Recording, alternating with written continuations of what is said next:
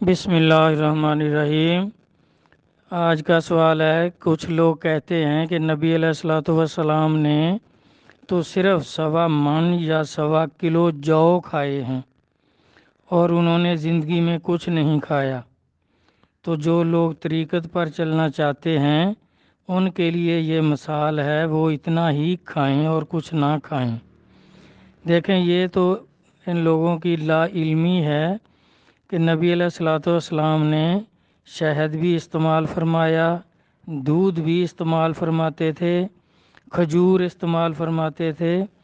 تو گوشت بھی آپ نے استعمال فرمایا ہے، اور چھانے کا گوشت یعنی دستی آپ کو بہت پسند تھی، کدو شریف استعمال فرماتے تھے، سالن استعمال فرماتے تھے، تو روغن زیتون استعمال فرماتے تھے، اور آپ فرماتے ہیں کھاؤ بھی اور ملو بھی۔ تو یہ تو جس نے بھی سوال کیا ہے اس بیچارے کی کم علمی ہے، وہ اس کا مطالعہ نہیں ہے۔ نبی علیہ الصلوۃ والسلام نے تمام نعمتیں استعمال فرمائی ہیں، اور اللہ تبارک تعالیٰ بھی منع نہیں فرماتے، یہ فرماتے ہیں کولو وشربو ہنیم مریا، کہ کھاؤ پیو سہتا اور پچتا، یعنی اتنا نہ کھاؤ کہ بیمار پڑ جاؤ، اور اتنا کم نہ کھاؤ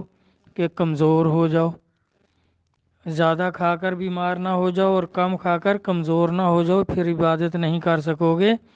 جو جتنا سہ سکتے ہو، جتنا آپ کو ہضم ہوتا ہے، جس سے آپ کی صحت برقرار رہتی ہے، اتنا کھاؤ، اور جو چیزیں حلال فرمائی ہیں سب کھاؤ۔ اور جو نبی علیہ الصلوۃ والسلام کی مثال لینا، یہ تو بالکل صحیح نہیں ہے، کیونکہ سرکار کی مثل کوئی نہیں ہو سکتا۔ جیسے اماں عائشہ رضی اللہ عنہا سے حدیث مبارکہ ہے کہ آپ نے عرض کیا، یا رسول اللہ صلی اللہ علیہ وآلہ وسلم، آپ فرماتے ہیں کہ آدمی سو جائے تو اس کا وضو ختم ہو جاتا ہے، دوبارہ اٹھے اور وضو کرے پھر نماز پڑھے، تو میں دیکھتی ہوں کہ آپ سو کر اٹھتے ہیں اور نماز پڑھنے لگ جاتے ہیں، وضو نہیں فرماتے۔ تو آپ نے فرمایا، عائشہ میں تمہارے جیسا نہیں ہوں، اور تم میں کوئی بھی میرے جیسا نہیں ہو سکتا۔ تو اس لیے سرکار کی تو مثال نہیں لے سکتے، کیونکہ نبی علیہ الصلوۃ والسلام تو نور تھے۔ قرآن پاک میں ہے کہ اللہ تعالیٰ فرماتے ہیں نورم و کتاب مبین، کہ میں نے اپنا نور اور روشن کتاب آپ کی طرف بھیجی ہے۔ تو نور جو ہے بھائی، اس کو تو ضرورت نہیں ہوتی، سرکار تو تعلیماً کرتے تھے، جو کچھ بھی کرتے تھے تعلیماً کرتے تھے، کھاتے تھے پیتے تھے، تو وہ امت کے لیے تعلیم کے لیے تھا کہ صبح ناشتہ اس طرح فرمانا ہے، یہ چیزیں حلال ہے، اتنی اتنی کھانی ہے، زیادہ نہیں کھانی۔ اور رفع حاجت کے لیے بھی سرکار جو جاتے تھے، آپ کو تو بھائی کوئی حاجت نہیں ہوتی تھی، اس لیے تو سو کر اٹھتے تھے تو نماز پڑھنے لگ جاتے تھے۔ اگر آپ کو یہ حاجت وغیرہ ہوتی تو پھر تو آپ کا بھی وضو جو تھا وہ ختم ہوتا۔ وضو بھی آپ فرماتے تھے، تعلیماً فرماتے تھے کہ اس طرح وضو کرنا ہے۔ تو آپ کی مثال نہیں لی جا سکتی۔ جس طرح فرشتے نور ہیں تو وہ کیا کھاتے ہیں؟ وہ عبادت ہی جو ہے وہی ان کی خوراک ہے، وہ نہ کھاتے ہیں، نہ پیتے ہیں، نہ سوتے ہیں، کچھ نہیں کرتے۔ اسی طرح نبی علیہ الصلوۃ والسلام بھی نور تھے، تو آپ کا کم کھانا، اگر نہ کھاتے جب بھی آپ کو کچھ نہیں ہونا تھا، کوئی کمزوری نہیں آنی تھی۔ لیکن یہ جو اللہ نے فرمایا کہ جس طرح کئی مولوی جو ہیں، جس طرح امام مسلم صاحب کے بارے میں ہے، ان کی مسلم شریف میں لکھا ہوا ہے کہ کوئی شاگرد کھجوروں کا ٹوکرا دے گیا، تو وہ کوئی حدیث تلاش کر رہے تھے اور ادھر سے کھجوریں کھا رہے تھے، سارا ٹوکرا کھا گئے اور پھر بچ نہ سکے، جان دے دی، فوت ہو گئے۔ تو اس طرح ایسا کھانے سے منع کیا ہے نبی پاک صلی اللہ علیہ وسلم نے بھی اور اللہ تبارک تعالیٰ نے بھی، کہ سہتا اور پچتا کھاؤ، اور جو چیزیں حلال ہیں سب کھاؤ۔ اس میں کوئی منع نہیں ہے کہ گوشت نہیں کھانا یا گھی نہیں کھانا یا کیا، کہ جتنی بھی چیزیں حلال ہیں وہ سب کے سب آپ کھا سکتے ہیں۔ جس طرح نبی علیہ الصلوۃ والسلام جو کرتے تھے، بعض عمل جو ہیں وہ نبی علیہ الصلوۃ والسلام کے خاص مخصوص انہی کے لیے تھے۔ جس طرح آپ کی زیادہ شادیاں، آپ نے 37 شادیاں کی، تو جبکہ امتی جو ہے اس کے لیے صرف 4 کا حکم ہے، وہ بھی جو انصاف رکھ سکے، اور جو انصاف نہ رکھ سکے تو پھر اس کے لیے ایک ہی کافی ہے، زیادہ شادیاں نہیں کر سکتے۔ اور اس طرح باقی چیزیں بھی جو ہیں، اور صابر صاحب کا دیکھیں، ان پر بھی جذب طاری ہو گیا تو وہ 12 سال جو تھا وہ کھڑے رہے، گلر کے درخت کو پکڑ کر کھڑے رہے 12 سال، نہ کچھ کھایا نہ پیا، نہ رفع حاجت کے لیے گئے، نہ سوئے۔ یہ بھی ان کا مخصوص خاص عمل ہے، انہی کے لیے ہے، ان کے مریدین جو تھے ان کے لیے نہیں ہے۔ آپ بھی صابری چشتی جو ہیں، کیا وہ 12 سال کھڑے رہتے ہیں، یا کھڑے رہ سکتے ہیں، یا بھوکے رہ سکتے ہیں اتنا؟ یہ بھائی بعض ولیوں کے اور نبی علیہ الصلوۃ والسلام کے جو خاص عمل ہیں وہ انہی کے لیے خاص ہیں، تو وہ امت کے لیے نہیں ہے۔ امت کے لیے یہی حکم ہے کہ صبح ناشتہ کرے جو اس کو پسند ہے، حلال چیزوں میں سے جو بھی کھائے، اور جو ٹائم مقرر کیے سرکار نے تعلیماً، پھر دوپہر کا کھانا کھائے اور پھر قیلولہ کرے، تھوڑی دیر لیٹ جائے سو جائے، اس کے بعد رات کا کھانا کھائے اور پھر چہل قدمی کے ذریعے سرکار نے اس کو ہضم کرے۔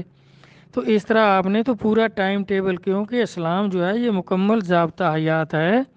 تو اس میں ہر کام کے بارے میں نبی علیہ الصلوۃ والسلام نے تعلیم فرمائی ہے اور وہ عمل کر کے دکھایا ہے، چاہے آپ کو ضرورت تھی چاہے نہیں تھی۔ اور کچھ عمل ایسے ہیں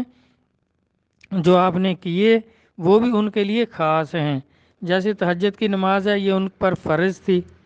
لیکن ہمارے لیے فرض نہیں ہے، چاہے پڑھو برکت ہوگی، ثواب ہوگا، نہ پڑھو کوئی گناہ نہیں، اور ہمارے اوپر وہ لازم نہیں ہے۔ ہمارے اوپر 5 نمازیں فرض ہیں بس۔ تو اس طرح کئی چیزیں جو ہیں وہ سرکار کی خاص انہی کے لیے تھی، وہ وہی کرتے تھے، اور وہ کئی کام ایسے جو تعلیماً کرتے تھے، حالانکہ آپ رفع حاجت کے لیے بھی تشریف لے جاتے تھے۔ صحابہ نے جا کر دیکھا، بخاری کی حدیثوں میں دیکھ لیں، اور بھی متفقہ علیہ حدیثیں ہیں کہ جا کر دیکھا وہاں صرف خوشبو ہوتی تھی اور کچھ بھی نہیں ہوتا تھا، آپ کو حاجت نہیں ہوتی تھی۔ یہ بہت من گھڑت حدیثیں کئی مولویوں نے بنائی ہوئی ہیں کہ بھئی آپ کا پیشاب کسی نے پی لیا اور کسی نے نعوذ باللہ کیا کیا، یہ ایسی انہوں نے موضوع حدیثیں بنائی ہوئی ہیں۔ بالکل سرکار کو حاجت نہیں ہوتی تھی، کیونکہ آپ نور تھے، آپ کا جسم جو تھا اس میں آپ کا ظرف جو تھا وہ نور پیدا کرتا تھا۔ جس طرح اس کی مثالیں دیکھیں دنیا میں موجود ہیں کہ یہ شہد کی مکھی جو ہے یہ بھی مکھی ہے، اور یہ عام مکھی وہ بھی مکھی ہے۔ عام مکھی کو جس چیز پہ بھی بٹھاؤ غلاظت پیدا کرے گی اور غلاظت کرے گی، اور شہد کی مکھی کو جس چیز پر بھی بٹھاؤ اس کے اندر ظرف ہے شہد پیدا کرنے کا، وہ شہد پیدا کرتی ہے۔ اسی طرح ایک قسم کا ہرن ہے، وہ وہی گھاس کھاتا ہے، اور عام ہرن وہ بھی وہی گھاس کھاتا ہے، وہ مینگنیاں کرتا ہے، اور وہ جو خاص نسل کا ساوے رنگ کا ہرن ہے وہ وہی گھاس کھا کر اس کے اندر کستوری پیدا ہوتی ہے، جبکہ عام ہرن جو ہیں ان کے اندر کستوری پیدا نہیں ہوتی، کیونکہ ان کے اندر وہ اللہ نے ظرف نہیں رکھا۔ اس طرح نبی علیہ الصلوۃ والسلام چونکہ نور تھے تو آپ کے اندر جو ظرف تھا، آپ جو بھی کھاتے تھے پیتے تھے امت کو دکھانے کے لیے تعلیماً، تو وہ اندر جا کر نور پیدا ہوتا تھا، نعوذ باللہ غلاظت پیدا نہیں ہوتی تھی۔ اس لیے رفع حاجت کے لیے آپ جو تشریف لے جاتے تھے وہ تعلیماً لے جاتے تھے کہ اس طرح اس ٹائم باہر جایا کرو، اور وہ سب کچھ جو تھا وہ آپ کا امت کی تعلیم کے لیے تھا۔ حالانکہ آپ کے پسینے سے بھی خوشبو آتی تھی، اگر نعوذ باللہ فضلہ وغیرہ پیدا ہوتا تو پھر پسینے سے بھی بدبو آتی، جبکہ ہر آدمی کے جو ہے پسینے سے بدبو آتی ہے، پسینے کی حمک ہوتی ہے۔ تو اس طرح بھائی نبی کے جو خاص عمل ہیں وہ امت نہیں کر سکتی، نہ کرنے کا حکم ہے۔ تو جتنی چیزیں بھی حلال ہیں وہ اتنی کھاؤ جتنی سہ سکتے ہو، اتنا زیادہ نہ کھاؤ کہ بیمار ہو جاؤ، اور اتنا کم نہ کھاؤ کہ پھر کمزوری اتنی ہو جائے کہ نماز بھی نہ پڑھ سکو، کام کاج بھی نہ کر سکو، اس سے منع کیا ہے۔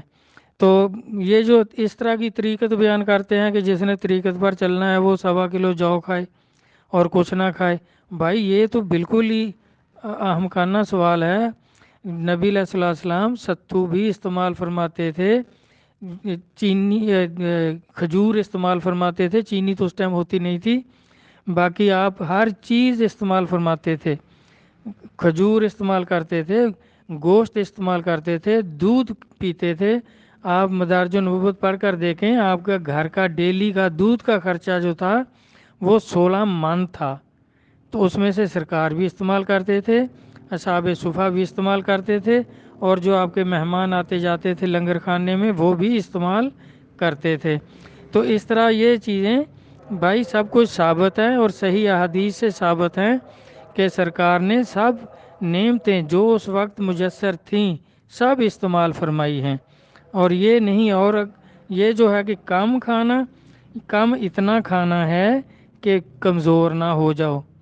اتنا نہیں کہ پھر اٹھ ہی نہ سکو، اتنے کمزور پڑ جاؤ۔ تو اللہ تبارک تعالیٰ اللہ اور اللہ کے رسول کے فرمانات، اولیاء کرام کے اعمال، صحابہ کرام کے اعمال کو سمجھنے کی توفیق عطا فرمائیں، آمین۔ اللہ حافظ۔